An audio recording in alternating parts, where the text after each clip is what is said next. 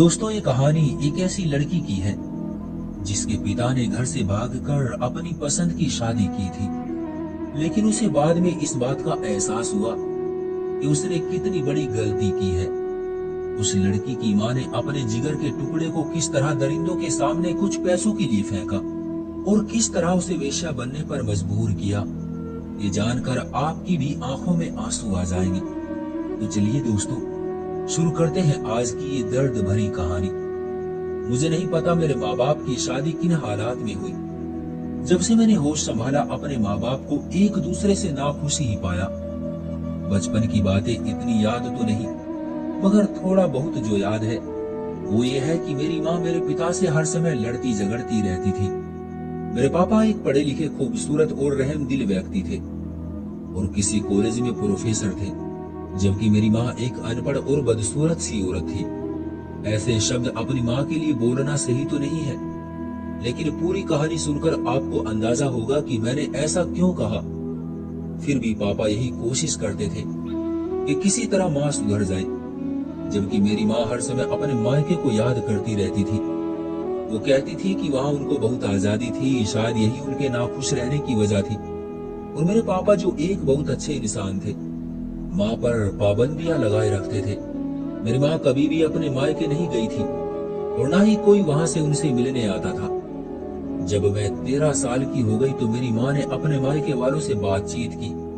उनके बहुत बार फोन करने पर उनका भाई उनसे मिलने के लिए आया।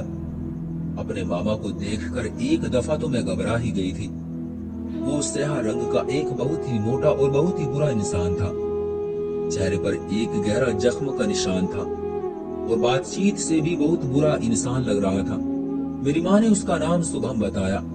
पापा को उसका हमारे घर आना बिल्कुल भी अच्छा नहीं लगा था। वो नाराज होकर घर से चले गए और जाते जाते माँ को कह गई, जब मैं वापस आऊं तो मुझे ये यहाँ नजर नहीं आना चाहिए। मेरी माँ ने पापा के जाते ही उनकी आओ भगत शुरू कर दी। शुभम भी माँ को देखकर बहुत खुश था।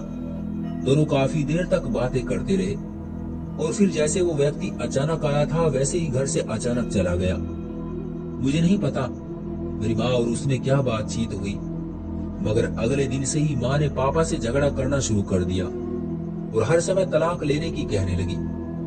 मेरी माँ अब मेरे पापा को हर समय कोसती रहती कि उसने मेरी आजादी छीनकर मेरी जिंदगी तबाह कर दी है और अब वो बिल्कुल भी इस नर्क में नहीं रह सकती।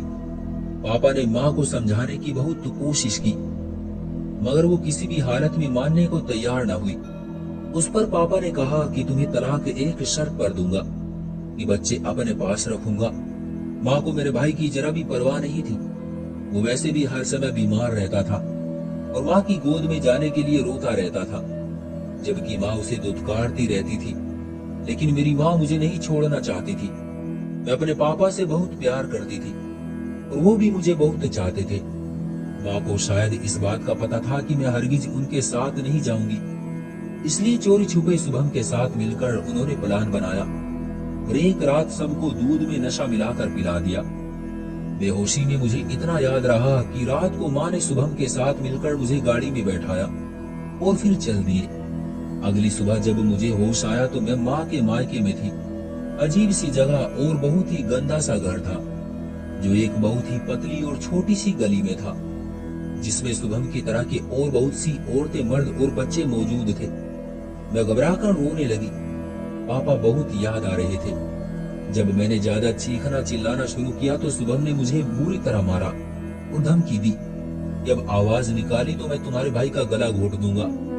यही नहीं, उसने उस कमजोर से बच्चे को उठाकर जमीन पर पटक दिया, जिससे वो मासूम बेहोश हो गया। मैं अपने भाई से बहुत प्यार करती थी, इसलिए उसकी खातिर चुप हो गई।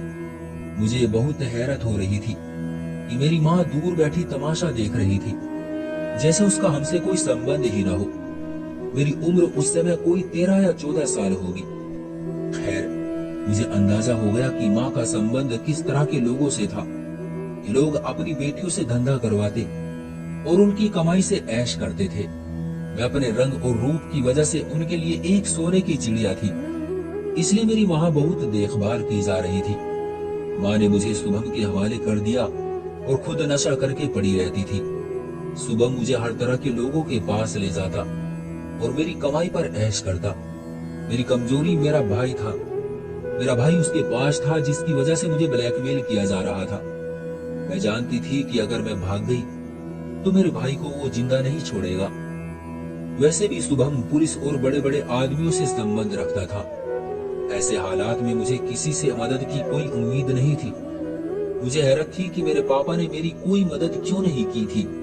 वो हमें ढूंढते हुए क्यों नहीं आए। मैं इस जिंदगी से बहुत नफरत करने लगी थी और हर समय ऊपर वाले से प्रार्थना करती रहती थी कि मुझे इस नर्क जैसी जिंदगी से छुटकारा दे दे।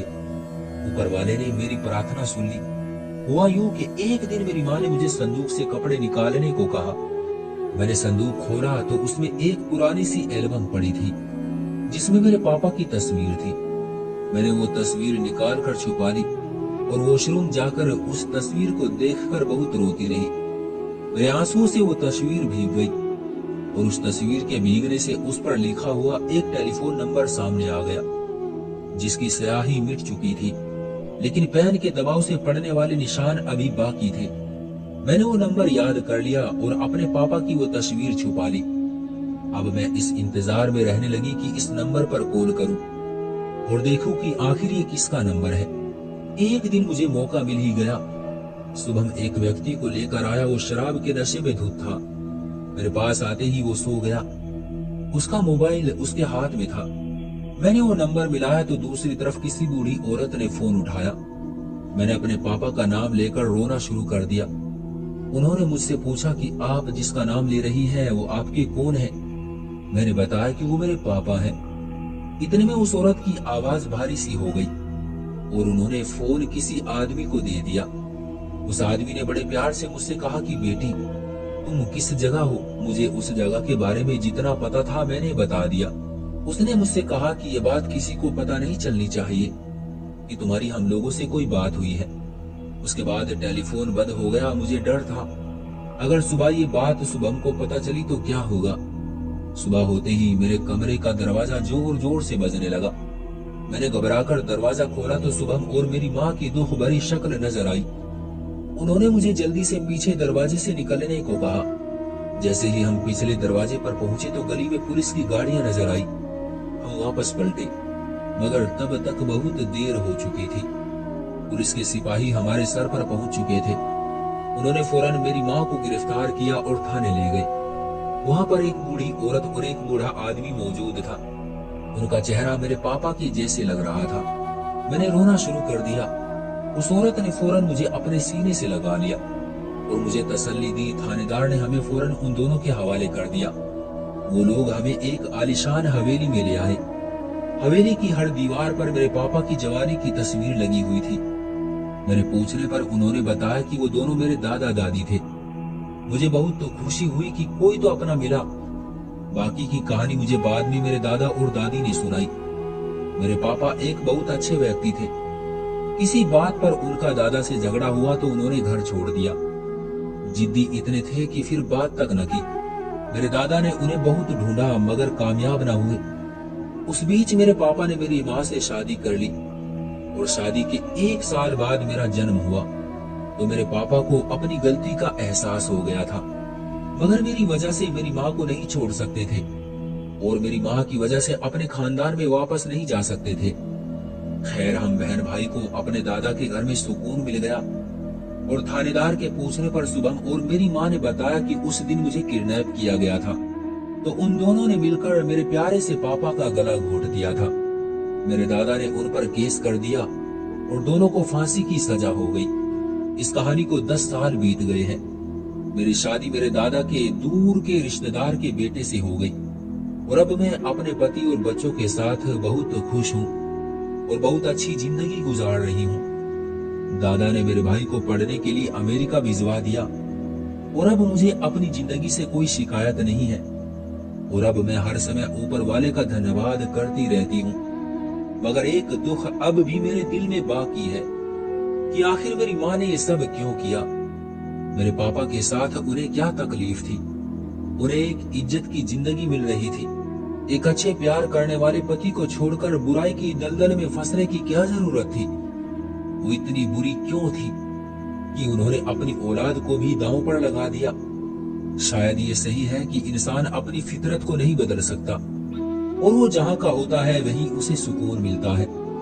बस ऊपर वाले से प्रार्थना करती हूँ कि ईश्वर किसी को ऐसी मां न दे जो खुद अपने हाथों अपनी बेटी, अपने जिगर के टुकड़े को रोज इस तरह दरिंदों के सामने फेंक दे, सिर्फ अपनी अय्याशी के लिए।